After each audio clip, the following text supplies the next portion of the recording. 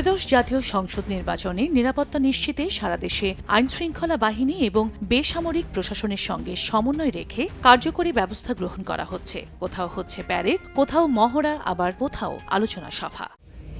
এরই প্রেক্ষিতে বৃহস্পতিবার দুপুরে বরগুনায় মোতায়েনরত নৌবাহিনীর কন্টিনজেন্ট পরিদর্শন করেন নৌবাহিনী প্রধান। এ সময় নৌবাহিনীর সদস্যদের নিষ্ঠা, আন্তরিকতা ও দেশপ্রেমের সঙ্গে দায়িত্ব পালনের আহ্বান জানিয়ে তিনি বলেন, নৌবাহিনীর যে প্রস্তুতি রয়েছে তা দিয়ে নির্বাচনে নৌবাহিনী সুচারুভাবে দায়িত্ব পালন করতে সক্ষম।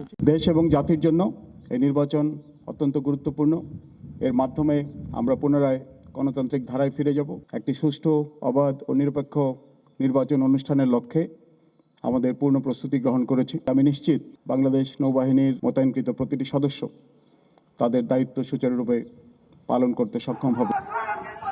শান্তিপূর্ণ নির্বাচনের লক্ষ্যে সাতক্ষীরার কালীগঞ্জ সেনা ক্যাম্পে সেনাবাহিনীর মহড়া অনুষ্ঠিত হয়েছে। এতে চৌকস সেনা সদস্যগণ কিভাবে দক্ষতা এবং নিপুণভাবে দ্রুত গতিতে ভোটকেন্দ্রে সৃষ্ট অনাকাঙ্ক্ষিত পরিস্থিতি নিয়ন্ত্রণে আনতে সক্ষম তা দেখানো হয়েছে। নির্বাচনে এবার জেলায় সেনাবাহিনী ড্রোন এবং বডি ওর্ন ক্যামেরা ব্যবহারের মাধ্যমে নজরদারি এবং অভিযান পরিচালনা করবে।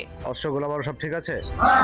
রাঙামাটির কাপ্তাইয়ে নির্বাচনকালীন সময়ে যেন কোনো ধরনের চোরাচালান, অবৈধ অনুপ্রবেশ, মাদক ও অস্ত্র পাচার কিংবা অন্য কোনো সীমান্ত সংশ্লিষ্ট অপরাধ সংঘটিত হতে না পারে সে বিষয়ে বিজিবি অতিরিক্ত সতর্কতা গ্রহণ করেছে। গুরুত্বপূর্ণ স্থানে চেকপোস্ট স্থাপন করে যানবাহন এবং সন্দেহজনক ব্যক্তিদের তল্লাশির পাশাপাশি টহলে ড্রোন এবং বডি ওর্ন ক্যামেরা ব্যবহার করা হচ্ছে। টাঙ্গাইল শহীদ মারুফ স্টেডিয়ামে বাংলাদেশ আনসার ও গ্রাম প্রতিরক্ষা বাহিনীর নির্বাচনী প্রস্তুতিমূলক সমাবেশ অনুষ্ঠিত হয়। এতে জেলার ৮টি সংসদীয় আসনে নির্বাচনের দায়িত্বরত আনসারদের দিক নির্দেশনা দেন আনসার মহাপরিচালক। প্রিজাইডিং অফিসারের সাথে আমাদের যেহেতু আনসার সদস্য আনসার থাকবে, সো প্রিজাইডিং অফিসারকে হুমকি দিয়ে, ধামকি দিয়ে কেউ যেন কোনো রকমের চাপ তৈরি করতে না পারে, সেটাও আমাদের এই ১৩ জন একসাথে প্রতিহত।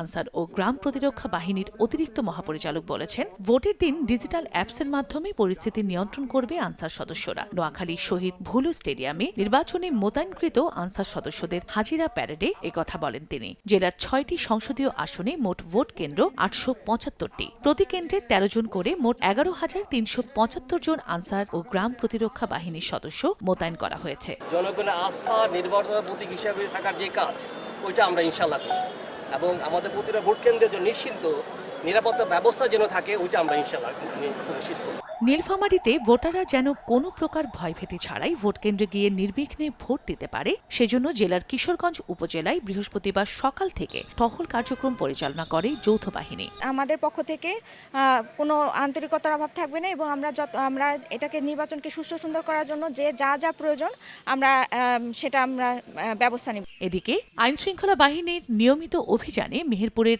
গাংনীর ব্রজপুর থেকে অবৈধভাবে পাচার হয়ে আসা ৫৫০ কেজি জিরা জব্দ করেছে পুলিশ। এ সময় চালক সহ গাড়িটি হেফাজতে নেওয়া হয়। এর আগে বুধবার রাতে লক্ষ্মীপুর বেগমগঞ্জ সীমান্তবর্তী এলাকা থেকে বিপুল পরিমাণ দেশি বিদেশি অস্ত্রসহ ২ সন্ত্রাসীকে গ্রেফতার করেছে যৌথ বাহিনী। যশোরে সদর উপজেলার মধুগ্রাম এলাকায় অভিযান চালিয়ে একটি ওয়ান শুটার গান সহ মারুফ হোসেন নামে এক সন্ত্রাসীকে গ্রেফতার করে র্যাব। এছাড়া মাদারীপুরে সেনাবাহিনীর অভিযানে মাদক ও বিভিন্ন চুরিকৃত সরঞ্জাম সহ আটক করা হয় ৪ জনকে। পরে তাদের বিরুদ্ধে মামলা হলে সদর থানায় হস্তান্তর করা হয়। চন্দ্রা বিশ্বাস, পবি, সময় সংবাদ।